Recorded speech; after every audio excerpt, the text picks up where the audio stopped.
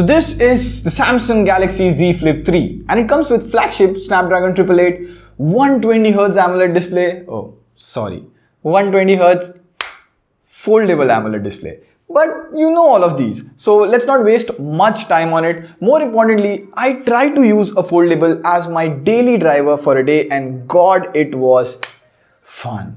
But the deal here is, foldables are still considered as innovative phones rather than a daily use case. So I wanted to show you, or rather, give you the experience. If you use a foldable in daily life, how does it go?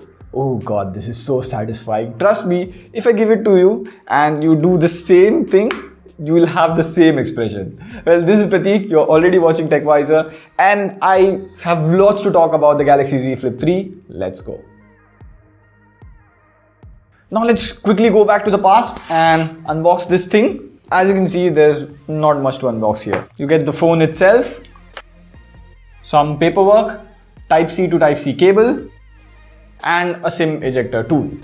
Although the crease is way less this year, but it's there and you can feel it.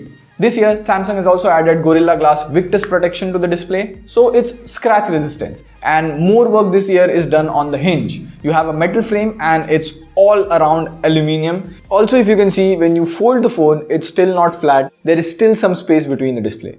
And how do you make a phone more resistant? Well, as you know, it's IPX8 waterproof, so you can just dip it or take an underwater selfie. And I would say this was very important for the foldables rather than any other phone out there. When you make a phone waterproof, it really makes it more durable in the eyes of the customer. And remember, it's IPX8 waterproof, not dustproof, so you cannot take it to the beach if we are ever able to get out, but some other day that story. Now the first thing I like to do with a phone is take out and take some photos, so let's go.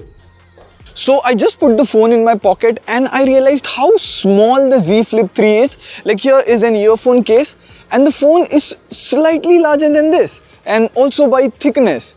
At times it feels like you don't have a phone in your pocket. You get a 12 megapixel main camera and a 12 megapixel ultra wide camera. Now the selfie camera here is 10 megapixel, which is not that bad, but generally you would know selfie cameras aren't as good as rear cameras. So here's a quick hack here. You can close the phone, double press the power button, and there you have the camera. Now you can swipe up and down to switch between wide angle and the main camera, back and forth, and hit the volume button to take a photo. And if you see the difference here between the selfie camera picture and the main camera picture, the main camera is better. Here are some more camera samples.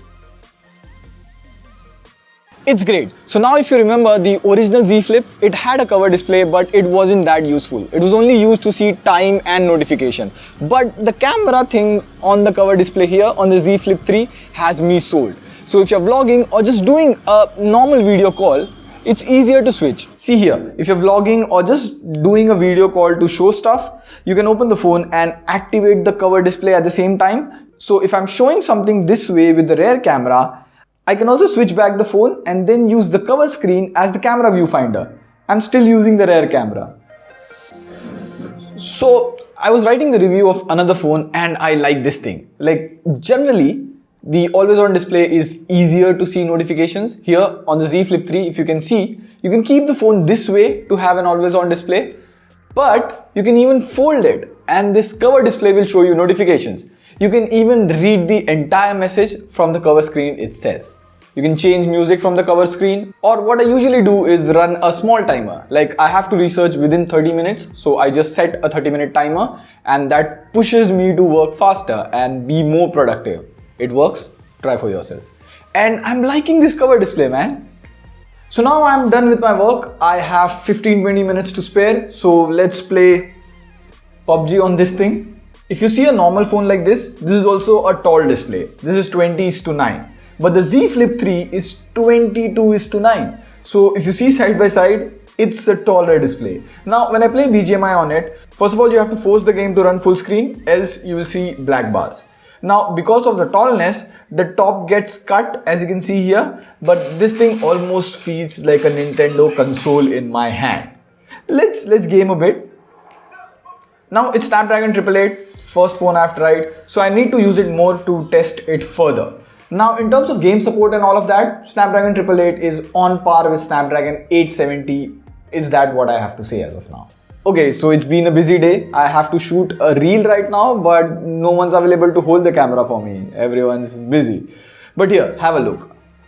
Normally, I use a tripod to hold the phone for me, but here I can do this, flex mode, and the phone acts as a tripod. Or if you want to just use the rear camera, you can tap on this, and now the cover display acts as a viewfinder. You can record from the rear camera instantly and can even use the wide angle camera. The cover display is my favorite thing on this phone so far, seriously. One more thing, I got a call and I just picked it up from the cover display and it automatically switched to the speaker.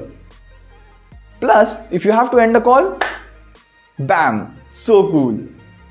Now, a few things that I learned throughout the day. The Z Flip 3 has a 3300 mAh battery, which is same as the original Z Flip. So it lasted for me until the evening. So I had to charge it back again. It supports 15 watt wired charging. You also get wireless charging as well as reverse wireless charging. There's also 4G carrier aggregation and a lot of 5G bands. And it's full One UI 3.1. So you get all the good lock modules, Knox security, secure folder, all of that. So first of all, this is a one-day experience and more of showing you its features. But the bigger picture here is, are foldables getting mainstream? Will your next flagship be a foldable? Well, yes. Here's what I think. This is a phone Samsung wants you to buy, at least this or the next year. Z Flip, the original Z Flip only had a 256GB variant and was launched at 85,000. The Z Flip 3 has 128GB variant and you get IPX waterproof, better cover display, 5G and all of that at 85,000. So Samsung is posing the Z Flip 3 more than an experimental phone. It's walking out of the enthusiast early adopter territory to the mainstream. People who just want to flaunt this, make heads turn and even use it casually, freely as your daily phone. Also, the original Z Flip as of now is available on Amazon at 61,000.